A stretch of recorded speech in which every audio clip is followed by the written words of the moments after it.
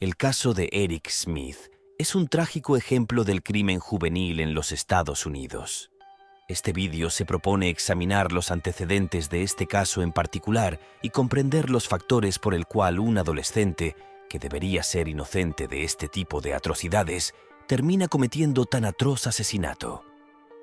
Nacido el 22 de enero de 1980, es un criminal estadounidense que, a la edad de 13 años, torturó y asesinó al niño de 4 años Derrick Joseph Robbie el 2 de agosto de 1993 en el condado de Steuben, Nueva York.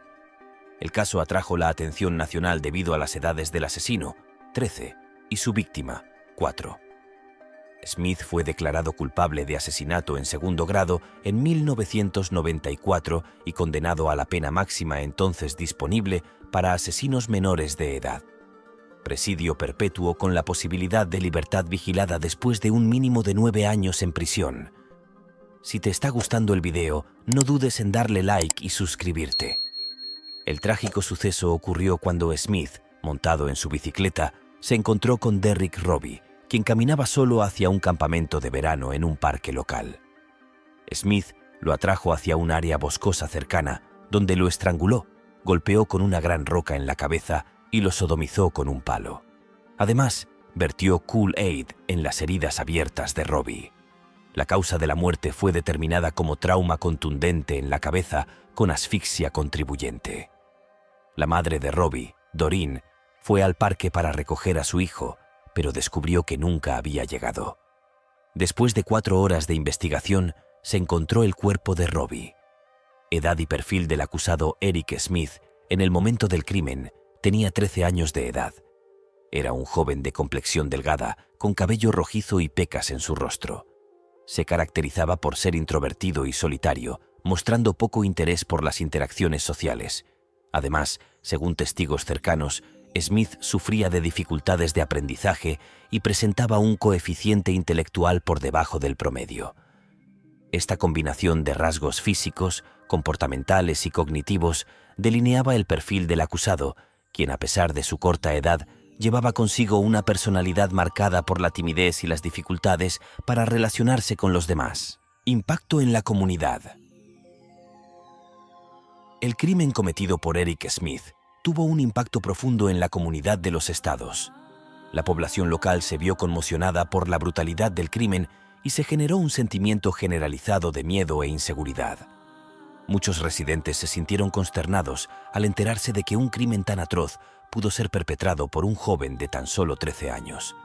La confianza en la seguridad y en el sistema judicial se vio afectada, lo que llevó a un aumento en la demanda de medidas más estrictas para los delincuentes juveniles.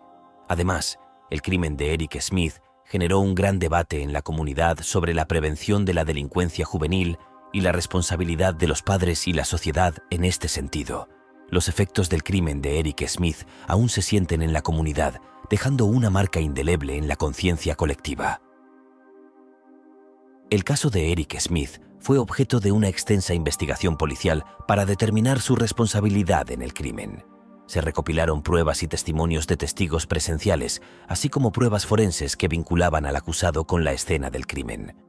La investigación también incluyó la revisión de registros médicos y psicológicos de Smith para evaluar su estado mental en el momento del delito.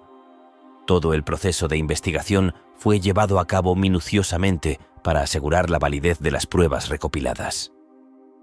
La investigación policial del caso de Eric Smith se centró en recopilar todos los detalles relevantes para determinar su participación en el crimen. Se llevaron a cabo entrevistas exhaustivas a testigos presenciales, se examinaron minuciosamente los registros y se recopilaron pruebas forenses en la escena del crimen. La policía también revisó la actividad y el comportamiento de Smith antes y después del incidente para establecer un cronograma de los hechos. Todos estos detalles jugaron un papel crucial en la posterior presentación del caso ante el tribunal. Durante la investigación, se recopilaron diversas pruebas y testimonios que se utilizaron para respaldar la acusación contra Eric Smith.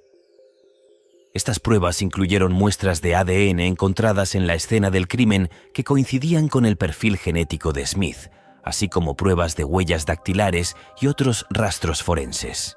Además, se obtuvieron testimonios de testigos presenciales que describieron la presencia de Smith en el lugar del crimen. Estas pruebas y testimonios fueron fundamentales para establecer su participación en el delito.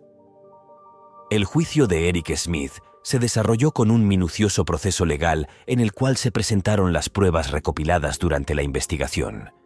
Se llevaron a cabo interrogatorios a testigos, expertos forenses y se presentaron evidencias sólidas que apuntaban a la culpabilidad del acusado. Tras escuchar todos los argumentos presentados, el jurado llegó a un veredicto final en el que declararon a Smith culpable del crimen.